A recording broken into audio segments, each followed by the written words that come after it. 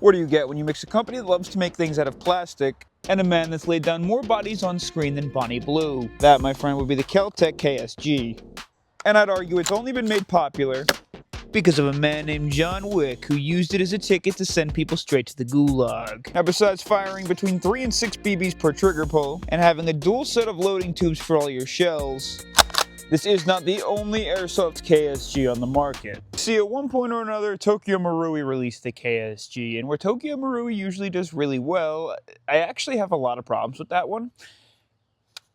However, I love the KSG, and that's exactly why I chose to pick up the Golden Eagle variant, officially licensed by Kel-Tec and EMG. Now, for a quick disclaimer, this is a used replica and I purchased it on the Hop Up app. However, it came in great condition, barely used, and in the box still, and we just reviewed it and unboxed it on video in our last episode. So if you want to check that out, go do it. Even better way to support the channel is just to go down to the comments section, and slightly above that you'll see the area where you can hype this video. It helps push it through the algorithm even though YouTube hates Airsoft. Here's the Golden Eagle Kel-Tec KSG. Cheers. Constructed of a majority of aluminum and polymer parts, and when I say polymer I mean like a lot and a lot and a lot of polymer, even though it does have a nice solid weight to it, and there's very minimal creaking or rattling from any of the parts except for the grip.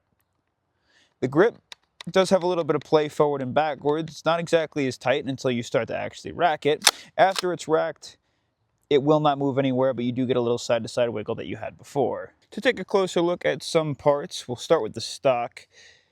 It's got a rubber butt pad that's actually just a cover that you have to peel off and drive your, hopefully have some fingernails under, to peel off this small little back cover, and that's where you can access your gas reservoir. You'll notice the gas reservoir has a fill valve on the back, and then in the front is directly where it inserts into the replica, feeding it through to the tri-nozzle.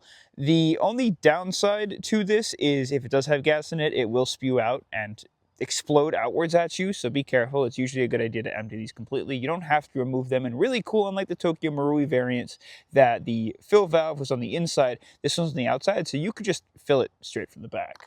Make sure you push it in quick, otherwise it will gas a little bit. And again, the button's just down there, prise upwards. See that?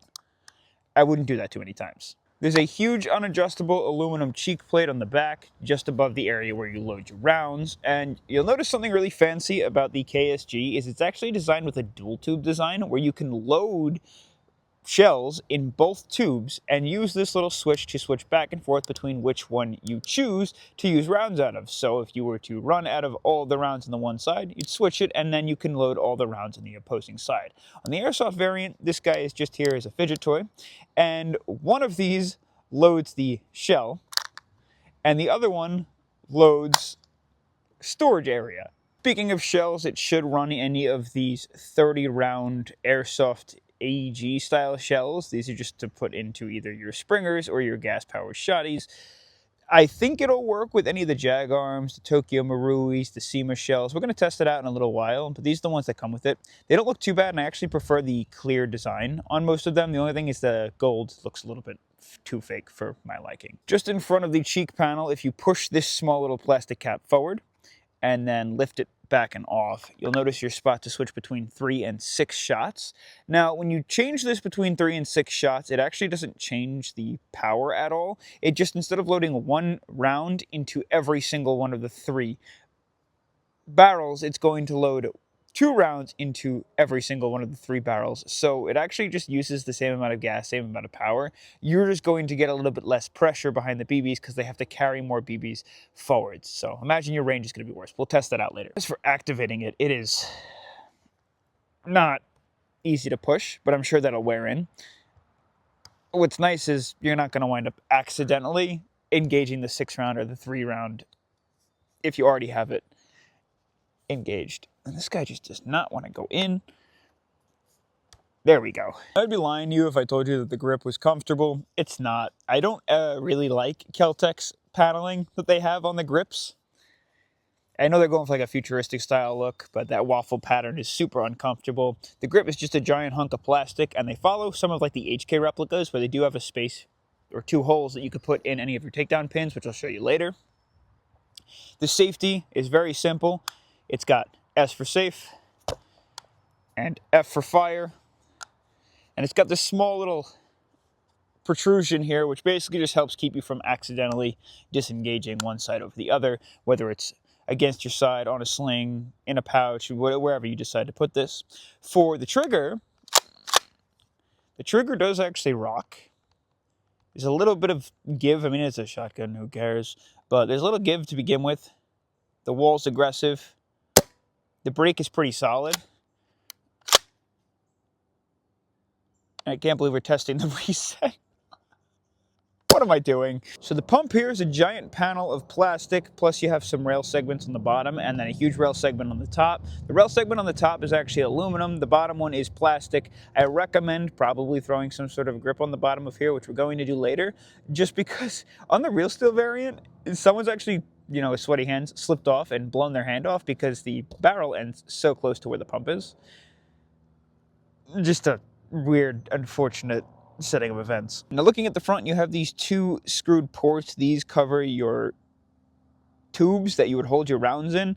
These don't actually hold rounds in them, but you can replace these with some cool little aftermarket parts. They got a lot of proprietary parts for these. And this is a threaded outer barrel, which we're going to do something with later. You actually need a special tool to take this off. I don't have that on hand right now. As for sling attachment points, they are ambidextrous up in the front, just on the end of the barrel.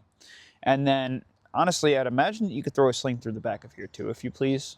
Prepping for the field test, we're going to start off with just the shells that came with it, some 0.25 gram BBs, and some standard Coleman propane.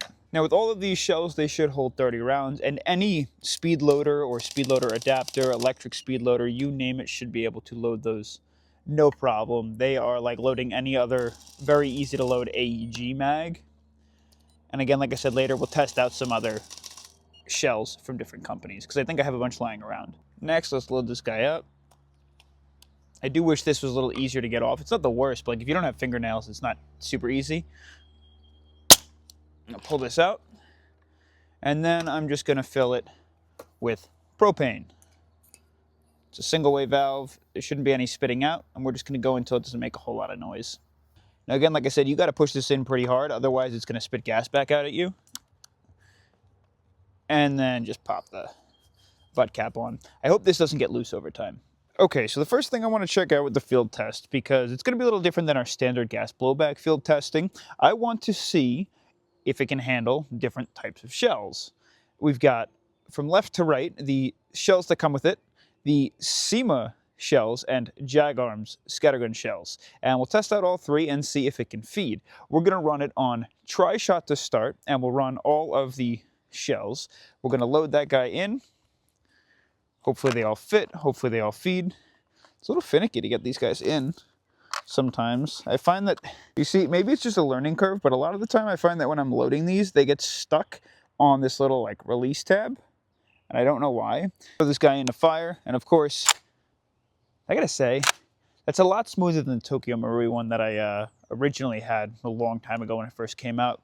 Let's make sure it fires all 3 BBs to start off. It does. I mean, as expected, right? That's the one that comes with it.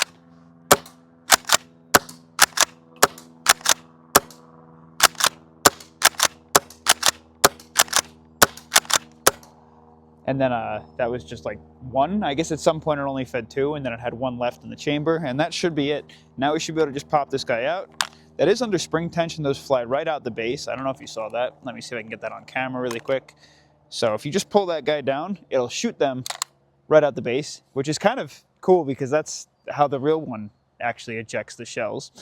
Let's throw in the Jag Arms shells, which these are actually my favorite visually wise. The plastic does start to peel off of them after a while, but I think the style of these look the nicest. Putting those in, that loads in just fine.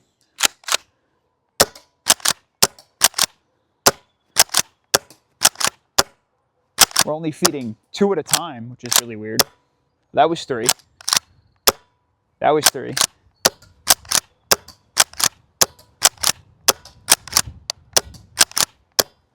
And we're out. Those eject just fine. They do. And then the last one I want to test is those red SEMA shells. These, oh no, I'm sorry, I thought this was SEMA. These are the TMs. What a goober. I used to have Simas, at least I thought. Okay, so the TM shells.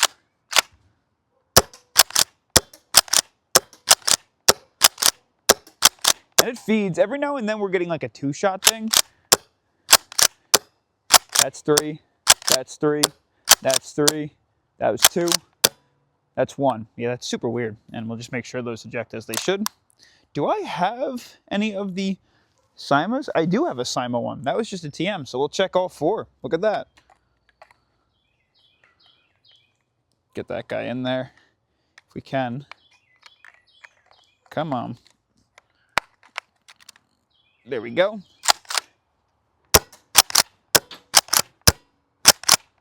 Same thing, it just wants to fire 2. That was 3. That was 3.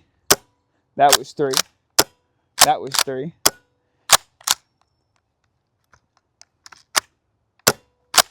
Little jam there.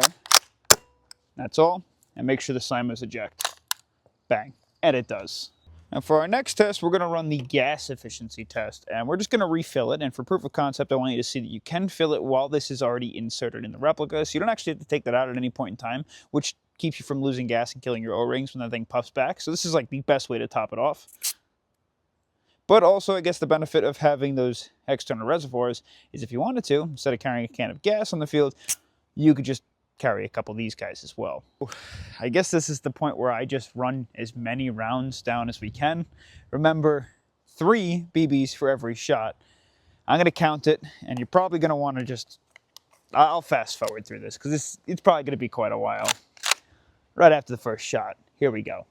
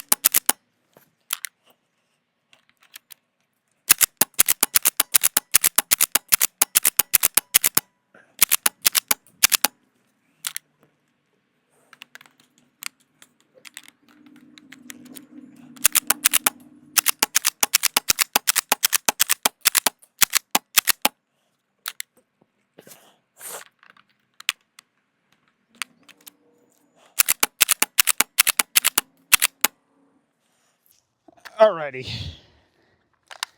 So, just give or take, we got like 68 to 70 shots. And what I did was I made sure that even if I fired one after the shells were empty, I counted that as well because that was spewing the same amount of gas out the barrels. But we're looking at about 70 shots with decent power, 0 cooldown, and just pump after pump after pump. So there was no time to rebuild pressure back up with the propane. So I'd say 70 is pretty solid. And with 3 shots at a time, that does allow you to throw in an adapter, which they do make, I think AirTech and TAP Airsoft make, that allows you to run like EPM1s or M4 mags. So I might just think about that because loading the shells in the back is kind of a pain in the butt, not gonna lie. So we're cooking now at about 100 feet out from this purple target right here, which is about body size. I cut it to be like a torso. And what I want to do is show you the range on here. This is about the same distance as my Jag Arms Reaper can handle. Dude, I am so not used to these shells. That angle is so weird to throw that in at. We'll try it at 3-shot, see if we can hit it, and then we'll do the same with 6-shot. I imagine 6-shot is going to be a little bit less powerful, so we'll see if the BBs can reach out to that distance. Start this guy off on tri-shot, just aiming down the irons. A little high, and that makes contact. Let me pop small cap off, and we'll throw this into 6-shot if I can ever bully this thing forward. That is not easy to do. Just keep the cap off for now. And let's see if we can make contact. So that made the distance, but all of those spread around the body size target. That made contact, one of them hit.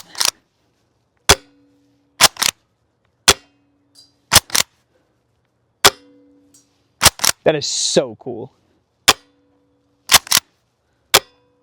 And then there's one straggler.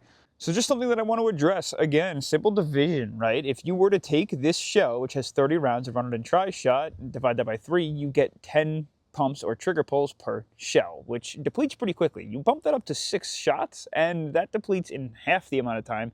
5 trigger pulls at 6 shots a pop with 30 round shells, which honestly, 5 shots, it'll deplete fast, but that is very similar to real steel, if you think about it. And whereas chances are you're not going to be running more than 70 shots in like a 15 to 20 minute round game, like an indoor field. So maybe an EPM1 is the way you want to go, because then you could totally run those 6 rounders, which maybe we'll test out. What do you think? Let's perform a basic takedown on this thing. I don't think we're going to go any further than that because I don't see any reason that you should have to. Hopefully it works and lasts. I don't really know what the internals are made out of. Let's first take the gas reservoir. Pop that guy out. Like I said, it's going to shoot back at us because there's gas in it. And then we can just pop this out. Cool. Next, you'll notice your pins. The first one is going to pop out is the one in the back. It pushes out from right to left. And that will remove this little like stock pad. See the little housing plus the button that holds your gas reservoir in place. And really cool, like I said before, you have a place to hold those. And those aren't coming out.